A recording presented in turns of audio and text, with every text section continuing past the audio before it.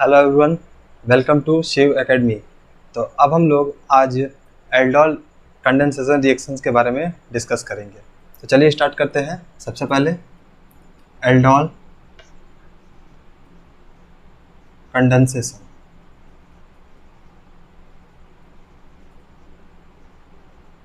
Reaction बहुत ही important reaction है aldol condensation. Condensation का रिएक्शंस का मतलब क्या होता है कि जब दो या दो से अधिक सबस्ट्रेट या रिएक्टेंट आपस में रिएक्ट करते हैं तो after the product formation by product small molecule भी रिलीज होते हैं। तो उस तरह के रिएक्शंस को हम लोग क्या बोलते हैं? कंडेंसेशन रिएक्शन बोलते हैं। और एल्डोल एक प्रोडक्ट है, जैसे कि बीटा हाइड्रोक्सी कार्बोनिल कंपाउंड का जो फॉर्मेशन होता है उसी को हम लोग क्या बोलते हैं? एल्डोल बोलते हैं। तो पहले इस रिएक्शन के कुछ बेसिक पॉइंट है, पहले उसको हम लोग जान लेते हैं। जैसे फर्स्ट पॉइंट है, it is a condensation reaction. ठीक, तो कंडेंसेशन ऑफ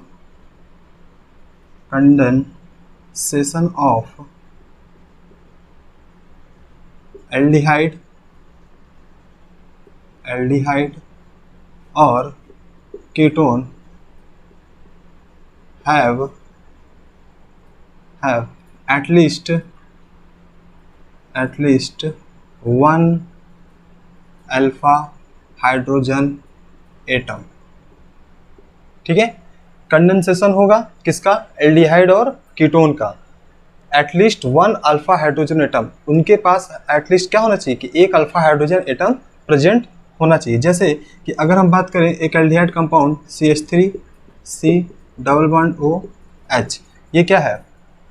एक एल्डिहाइड कंपाउंड है और इस कंपाउंड को ये फंक्शनल ग्रुप है, तो इससे अटैच कार्बन को हम लोग क्या बोलेंगे? Alpha carbon. और यहाँ के हाइड्रोजन को हम लोग क्या बोलेंगे? Alpha hydrogen. तो ऐसा हमारे पास एल्डिहाइड और कीटोन का कंपाउंड होना चाहिए, कार्बोनिल कंपाउंड होना चाहिए, जिनके पास कम से कम एक अल्फा हाइड्रोजन हो। नेक्स्ट पॉइंट देखते हैं, it is acid as well as base catalyzed reaction. यह एसिड से भी कैटलाइज होगा और बेस से भी। It is acid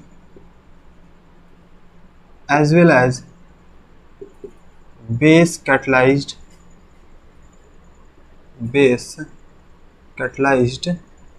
reaction.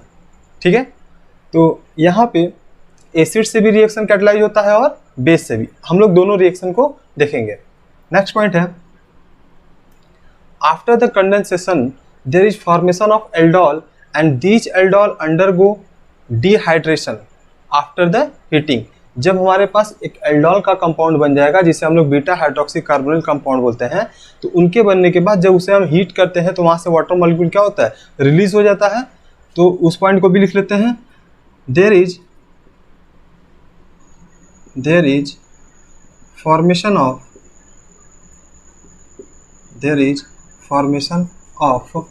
Beta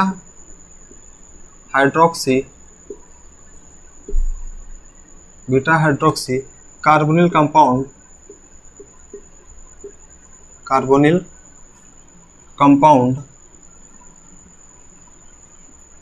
and these carbonyl compound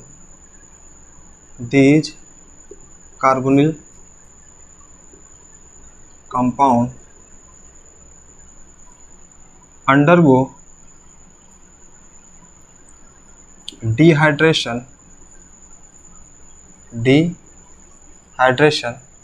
after heating to form alpha beta unsaturated compound, carbonyl compound। ठीक है दोस्तों, कंपाउंड। ठीक, तो ये बेसिक पॉइंट है एल्डोल कंडेंसेशन से। There is formation of beta hydroxy carbonyl compound and these carbonyl compound undergoes dehydration after the heating to form alpha beta unsaturated carbonyl compound. मतलब कि अगर हम जब इस रिएक्शन को स्टार्ट करते हैं, जब बेस से कैटलाइज हो चाहे एसिड से, तो पहले एक प्रोडक्ट बनेगा जिसका नाम है alpha beta sorry beta hydroxy carbonyl compound, जिसे हम लोग एल्डोल बोलते हैं। जब उसे हम हीट करते हैं तो उससे क्या होता है, डिहाइड्रेशन होगा, मतलब वाटर मॉलिक्यूल रिलीज होंगे और हमें एक मेन प्रोडक्ट मिलेगा after the heating, alpha beta unsaturated carbonyl compound. This is the main product. तो ये हम लोग को पूरा कंप्लीट जानना पड़ा कि इसमें हम लोग क्या क्या देखते हैं। बेसिक पॉइंट क्या क्या है इनके। First point, condensation of aldehyde and ketone having at least one alpha hydrogen, acid catalyzed as well as base catalyzed, there is formation of beta hydroxy carbonyl compound. तो ये बेसिक पॉइंट थे जो aldol condensation से related थे। अब इसके हम लोग रिएक्शन को देखेंगे और इसके मैकेनिज्म को भी जानेंगे। पहले इसको हटा देते हैं। अब यहाँ पर हम लोग को पहले रिएक्शन देखना है कि रिएक्शन है क्या, फिर उसके बाद हम लोग उसके मैकेनिज्म पे आएंगे। बहुत ही सिंपल सा रिएक्शन है, मैकेनिज्म 3 स्टेप में कंप्लीट होता है, उसे भी हम लोग देख लेंगे। तो डायरेक्ट पहले हम रिएक्शन देखते हैं। रिएक्शन क्या है, जैसे कि हमारे पास कोई कंपाउंड है CH3 COOH, इनके 2 मॉलिक्यूल ले लेते हैं, एल्डोल कंडेंसेशन रिएक्शन है। ठीक, बेस ले लेते हैं, कोई भी बेस, आप strong base, sorry mild base भी यूज़ कर सकते हैं। बेस में अगर हम फर्स्ट मॉलिक्यूल पहले लेकर के देखते हैं, ठीक, होता क्या है कि ये रिएक्शन करता है एल्डिहाइड कंपाउंड। अगर पहले पूरी रिएक्शन को देख ले तो दोनों रिएक्शन कंप्लीट करने के पहले एक एल्डोल बनेगा CH3 CHOH CH2 C double bond OH। There is formation of, ये फंक्शनल ग्रुप हो गया, ये अल्फा ये बीटा। तो बीटा पोजीशन पे क्या है, हाइड्रोक्सिल ग्रुप है, इसलिए इसको हम लोग क्या बोलेंगे, बीटा हाइड्रोक्सी कार्बोनिल। कार्बोनिल क्यों बोलेंगे, इस एल्डिहाइड की वजह से, कार्बोनिल कंपाउंड, इसी को हम लोग क्या बोलते हैं, एल्डोल बोलते हैं। ठीक, this is the beta hydroxy carbonyl. अब ये बीटा हाइड्रोक्सिल कंपाउंड क्या होगा, जब हम हीट करेंगे तो यहाँ से OH और यहाँ से एक हाइड्रोजन मॉलिक्यूल आपस में अटैच होकर के वाटर बन करके रिलीज हो जाएंगे। तो यहाँ से क्या होगा, डिहाइड्रेशन हो गया। वाटर का रिलीज का मतलब डिहाइड्रेशन। तो जैसे ही वो डिहाइड्रेट होगा CH3 CH double bond CH C double OH। अब हमें क्या मिल गया, ये फंक्शनल ग्रुप है अल्फा कार्बन और ये बीटा कार्बन। तो there is formation of alpha beta unsaturated, alpha beta unsaturated carbonyl compound. अब यहाँ पे अल्फा बीटा अनसैचुरेशन का मतलब डबल बॉन्ड, अनसैचुरेटेड का मतलब डबल बॉन्ड। कौन से पोजीशन पे है, अल्फा और बीटा, जिसकी वजह से alpha beta unsaturated carbonyl compound का फॉर्मेशन हो गया। तो ये पूरा एक रिएक्शन हो गया जो हम लोगों ने देखा। अब इसके हम लोग मैकेनिज्म के बारे में डिस्कस करेंगे। एल्डोल कंडेंसेशन का जो रिएक्शन का मैकेनिज्म होता है मेनली 3 स्टेप में ही कंप्लीट होगा। तो चलिए देखते हैं मैकेनिज्म के बारे में। बहुत ही बेसिक सा रिएक्शन है, आपको क्लास 11 या 12th में ही उसको पढ़ाया जाता है, और इस रिएक्शन के बहुत सारे वेरिएशंस भी होते हैं, तो उसको भी आप लोग देखेंगे आफ्टर द मैकेनिज्म, उसको भी हम लोग देखेंगे। और बहुत सारे ऐसे रिएक्शंस होते हैं जिससे हम लोग क्रॉस एल्डोल भी बोलते हैं। क्रॉस एल्डोल कैसा होता है, जब 2 different molecules of carbonyl compound react कर लेते हैं तो उसे हम लोग क्रॉस एल्डोल बोलते हैं। चलिए पहले मैकेनिज्म के बारे में डिस्कस करते हैं। मैकेनिज्म इसका मेनली 3 स्टेप में कंप्लीट होता है। स्टेप फर्स्ट हम लोग देखते हैं पहले। Step first there is formation of enolate ion. यहाँ पे सबसे पहले क्या बनेगा, देयर इज फॉर्मेशन ऑफ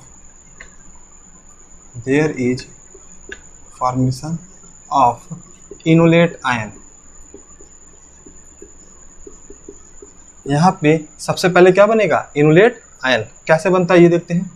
हमारे पास एक कार्बोनिल कंपाउंड हम ले लेते हैं CH3 C double bond OH। अब हम इसका रिएक्शन करा देते हैं बेस से। बेस में हम लोग कोई OH माइनस ले लेते हैं, जैसे OH माइनस।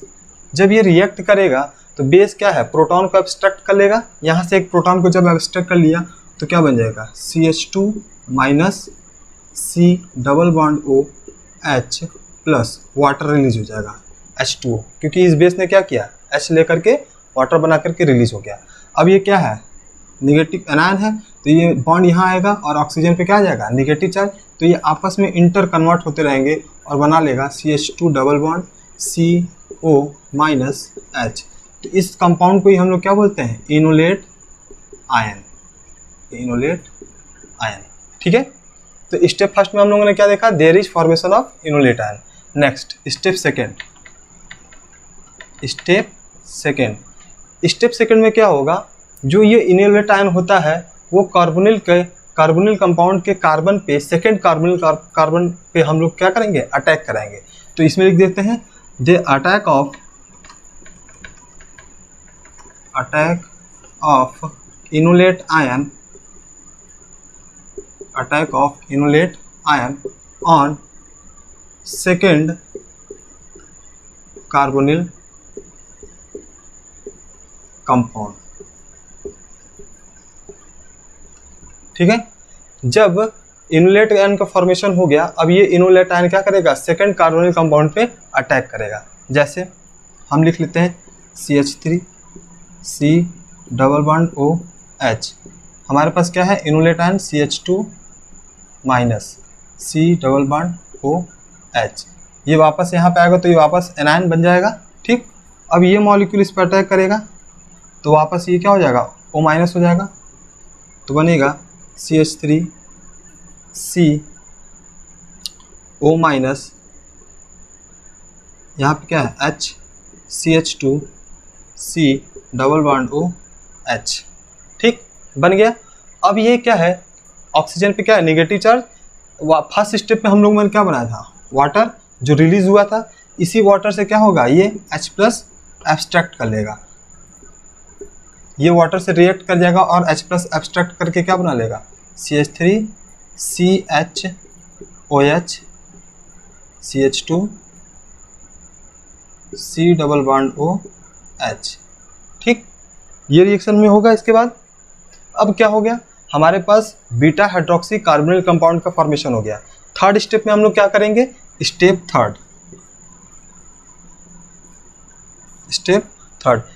थर्ड में इसी बीटा हाइड्रोक्सी कार्बोनिल कंपाउंड को हम लोग क्या करेंगे, हीट करेंगे, जिससे वाटर रिलीज हो जाएगा। तो हीटिंग में लिखते हैं डिहाइड्रेशन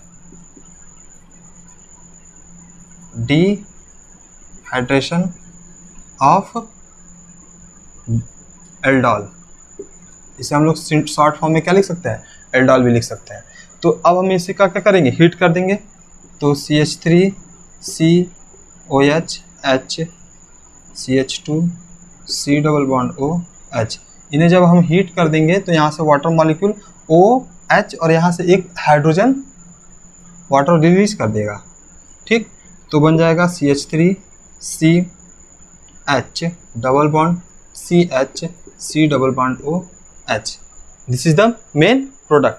और इस प्रोडक्ट का नाम क्या होगा, this is the functional group alpha carbon beta carbon.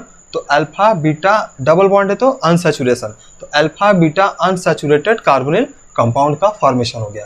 तो ये बेसिक सा मैकेनिज्म था किसका, एल्डोल रिएक्शन का। स्टेप फर्स्ट में क्या होगा, there is formation of enolate ion. Step second में attack of enolate ion on second carbonyl compound. And third step में क्या होगा, dehydration of aldol. This is the aldol. ठीक, तो ये बेसिक रिएक्शन था, बेस कैटलाइज्ड रिएक्शन। इसके बाद हम लोग अब देख लेते हैं कि एसिड से कैसे कैटलाइज करते हैं रिएक्शंस को। जब एसिड से कैटलाइज होगा तब कैसे उसका मैकेनिज्म प्रोसीड करेगा, उसे भी हम लोग डिस्कस कर लेते हैं। ठीक है, तो ये बेसिक है एल्डोल रिएक्शन का। इसके बाद अगर आप लोग क्रॉस एल्डोल के बारे में बात करें तो क्रॉस एल्डोल में कुछ नहीं है, मैकेनिज्म सेम है और रिएजेंट हमारा सेम रहेगा। बस जो हम लोग सेम मॉलिक्यूल का रिएक्टेंट लेकर के चल लेते हैं, वहाँ पे डिफरेंट मॉलिक्यूल हो सकते हैं। जैसे कि एक एल्डिहाइड और एक कीटोन ले सकते हैं, दोनों अनसिमेट्रिकल होंगे, तो उस तरह के रिएक्शंस को ही हम लोग क्या बोलते हैं, क्रॉस एल्डोल बोलते हैं। अब हम लोग एसिड कैटलाइज देखते हैं, एसिड कैटलाइज्ड। ठीक है, एसिड से कैसे कैटलाइज होता है, जैसे अगर हम सिंपल एग्जांपल ले लेते हैं CH3 C double bond OH, this is the acetaldehyde. अब हम कोई एसिड जब लेते हैं तो एसिड पे क्या होगा, H प्लस होगा। अब ये H प्लस क्या होगा, इस O को प्रोटोनेट करेगा। जैसे ही प्रोटोनेट कर देगा CH3 C double bond OH H। ठीक है, अब ऑक्सीजन पे क्या आ जाएगा, पॉजिटिव चार्ज आ गया। तो यहाँ से एक H को अगर हम ऐसे लिख दें CH2H, तो ये बॉन्ड क्या करेगा, यहाँ रिलीज हो जाएगा और H फॉर्म के रिलीज कर जाएगा H+ के फॉर्म में, क्योंकि रिएक्शन में एसिड यूज किया तो एसिड वापस ये तो नहीं निकलेगा, अब जब भी निकलेगा दूसरे प्रोटॉन से निकलेगा, तो ये क्या करेगा, H+ रिलीज कर देगा। जैसे ही H+ रिलीज करेगा बन जाएगा CH2- भी बन सकता है, CH2 C double bond O H+ ऐसे, तो ये वापस वहाँ चला जाएगा इस बॉन्ड को न्यूट्रलाइज करने के लिए, तो ऑक्सीजन पे क्या हो जाएगा, पॉजिटिव चार्ज हट जाएगा, तो ये वापस इसमें कन्वर्ट हो जाएगा।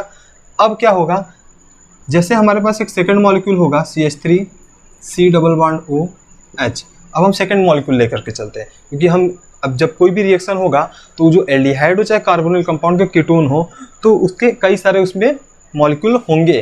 तो अगर हम सेकंड मॉलिक्यूल की बात करें तो सेकंड मॉलिक्यूल में भी क्या होगा, H+ होगा और वो इसको क्या कर देगा, प्रोटोनेट करेगा।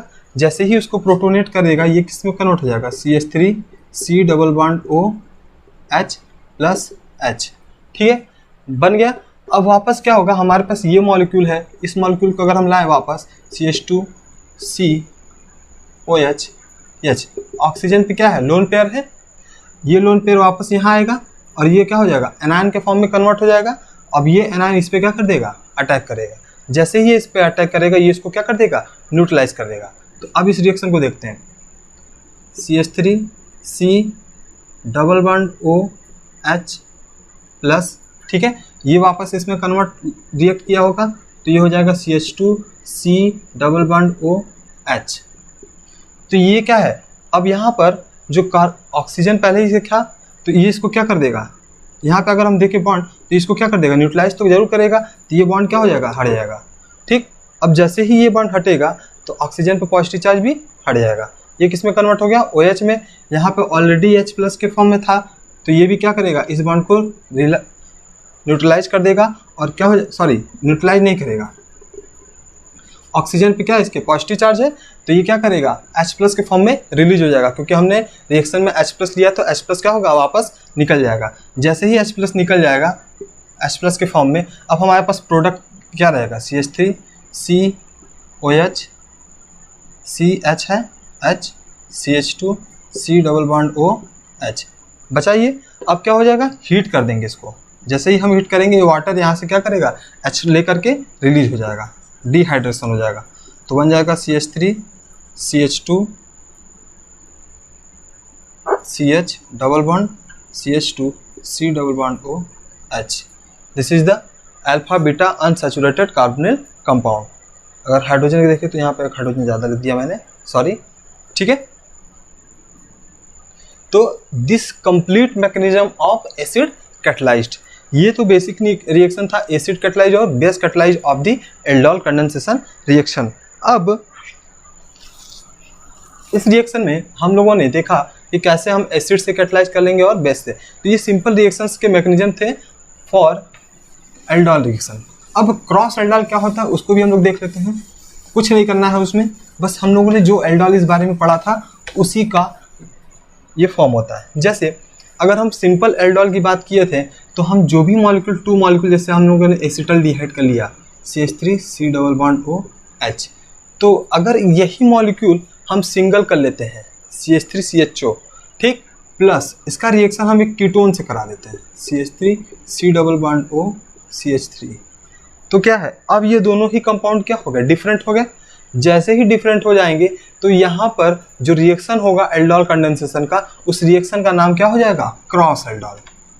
उस रिएक्शन का नाम क्या हो जाएगा, क्रॉस एल्डोल रिएक्शन हो जाएगा या क्रॉस एल्डोल कंडेंसेशन रिएक्शन हो जाएगा। जरूरी नहीं है कि दोनों ही मॉलिक्यूल में एक एल्डिहाइड और एक कीटोन हो, दोनों ही एल्डिहाइड हो सकते हैं। जैसे अगर हम बात करें CH3 C double bond O H plus formaldehyde ले लेते हैं H C double bond O H, तो अब ये रिएक्शन करेगा तो भी ये रिएक्शन को हम लोग क्या बोलेंगे, क्रॉस एल्डोल।